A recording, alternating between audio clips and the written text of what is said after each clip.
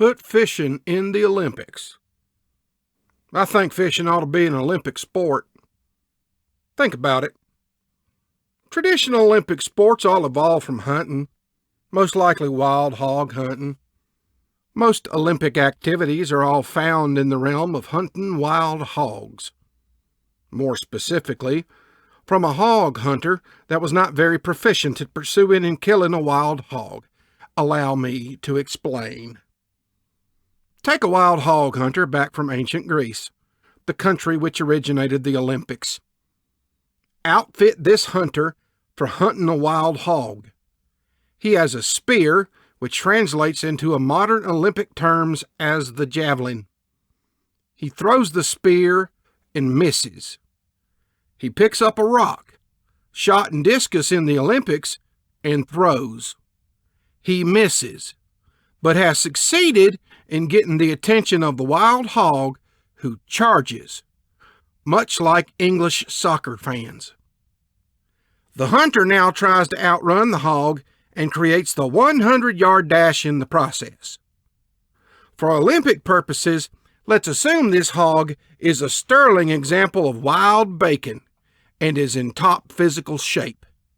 The hog continues the chase as the hunter leaps over fallen trees or hurdles. The hog continues. The hunter now breaks into a ground-eating, loping stride that is today known as the marathon. An alternate version of this kind of running, the relay, was created when a team of hunters got after a timid wild hog. The hog saw the hunters and started running. One hunter would sprint after the hog, carrying a spear. When he tired, another hunter would take over, grabbing the spear in mid-stride so as not to lose sight of the intended evening feast. Back to the hog chasing the hunter. The swimming competition is the hunter trying to cross a river to escape. The hog finds the river, no problem. As the chase continues, the pair comes to a cliff. Diving is created as the hunter soars into space, hoping the hog will not follow. Alas, the porker does continue, and as both get tired, the physical contact Olympic sports are created. Boxing, judo, karate, and the rest of the modified police brutality sports are actually versions of the same thing. When the hog caught up to the hunter, they stopped to have it out mano y swine. Wrestling competitions came about after the man got too tired to punch and tried to grapple the hog into submission. Down through the years, as weapons technology got better and hunters got smarter, they began to hunt with longer range weapons. Bow and arrow came first, followed by the firearms sports. Let's examine more Olympic sports. Sailing and rowing are trying to get to an island to hunt wild hogs, or trying to get away from a wild hog that is a particularly good swimmer. Weightlifting comes from the feast after a successful hunt. The hunter has to lift the hog onto the grill. From here we can see the tradition of the Olympic torch. Somebody had to light the grill. Anyone who has hunted wild hogs more than once knows of the twisting, turning, jumping involved in avoiding a wild hog's attack. This created gymnastics.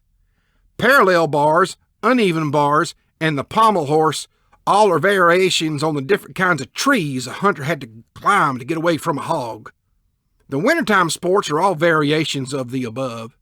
They just involve hunting and running from wild hogs on snow and ice. Even some modern Olympic sports can be traced to hog hunting. Golf is trying to kill a wild hog with a small rock hit with a club while the hog stands on a well-manicured lawn. Hockey, also known as police brutality on ice, is just golf on ice, which, as we have seen, is a particularly bizarre way to hunt wild hogs. Skeet is the wild hog hunters deciding to pursue something a little more tame and less dangerous, like pigeons. Most of the ball sports, with the exception of baseball, which will be explained in a moment, trace their roots to the gruesome victory celebration after a successful wild hog hunt. Hunters would take the head of the dead hog and throw it back and forth, with much joy while young'uns sat on the ground and watched, and the wives would perform a ceremonial dance around them. Baseball? Baseball has no rational explanation.